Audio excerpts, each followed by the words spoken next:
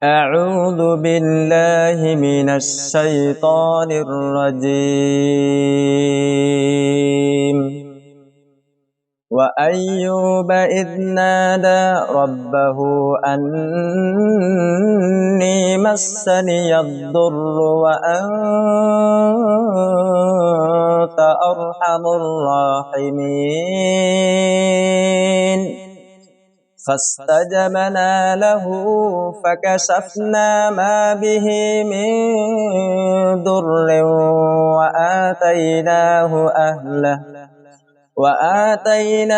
أهله ومثلهم معهم رحمة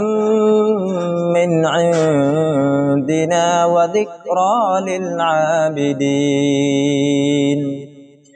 وإسماعيل وإدريس وذا الكفل كل من الصابرين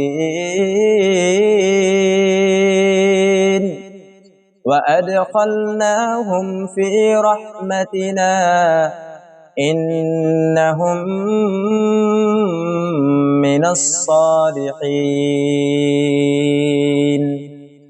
وذا النون إذ ذهب مغاضبا فظن أن لن نقدر عليه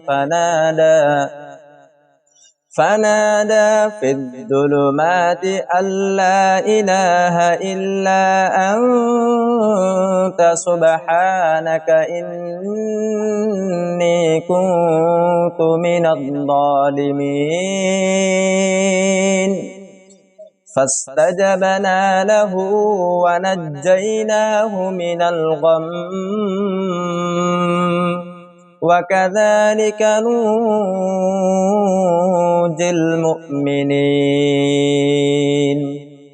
وزكريا إذ نادى ربه رب لا تذرني فردا وأنت خير الوارثين فاستجبنا له ووهبنا له يحيى وأصلحنا له زوجه إنهم كانوا يسارعون في الخيرات ويدعوننا رغبا ورهبا وكانوا لنا خاشعين.